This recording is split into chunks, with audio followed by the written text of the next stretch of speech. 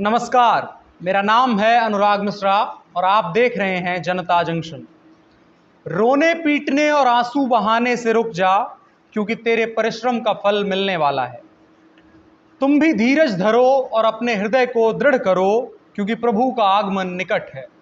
हे भाइयों, जिन भविष्यवक्ताओं ने प्रभु के नाम से बातें की, उनको दुख उठाने और धीरज धरने का एक आदर्श समझो। पाम व्यू हॉस्पिटल, पटना का सबसे शानदार अस्पताल, जहां ट्रॉमा सर्विसेज के साथ यूरोलॉजी का भी उचित इलाज होता है। इसी के साथ यहां आपातकालीन सेवा जैसी अन्य व्यवस्थाएं भी उपलब्ध हैं।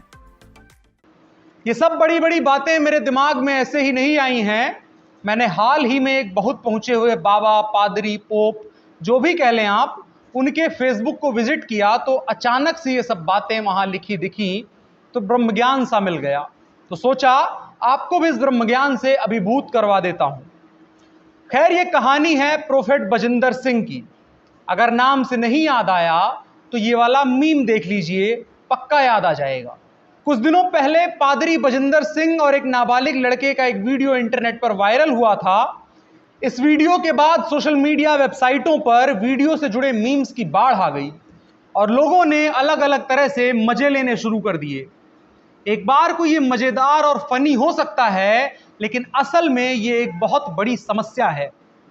इंटरनेट ऐसी हरकतों की वीडियो से भरा पड़ा है जो दिखाता है कि कैसे ईसाई मिशनरी निर्दोष लोगों को अपने धर्मांतरण के जाल में फंसाने में सफल रहे हैं।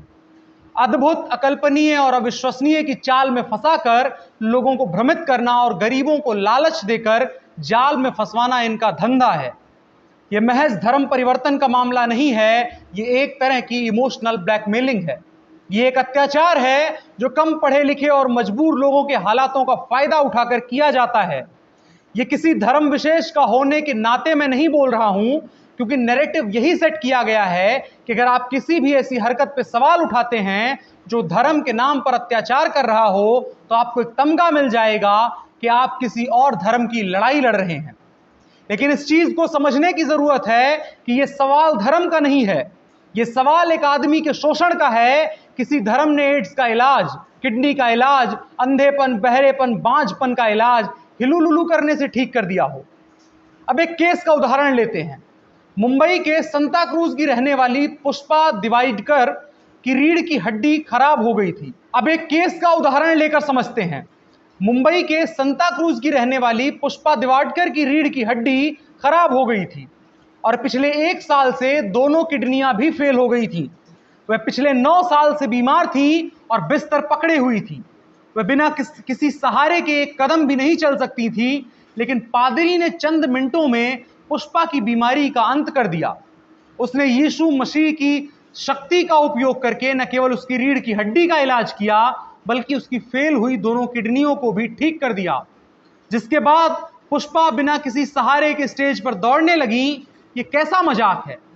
ये दुनिया के तमाम वैज्ञानिकों के मुंह पर तमाचा है, जिन्होंने अपना पूरा जीवन एक बीमारी को पकड़ने और उसका इलाज ढूंढने में लगा दिया। इसी केस के साथ में बजिंदर सिंह का भी एक केस देखते हैं। पादरी बजिंदर सिंह ने बचपन से अंधी एक लड़की को यीशु द्वारा उन्हें दी गई चमत्कारिक शक्ति से ठीक करने का दावा किया।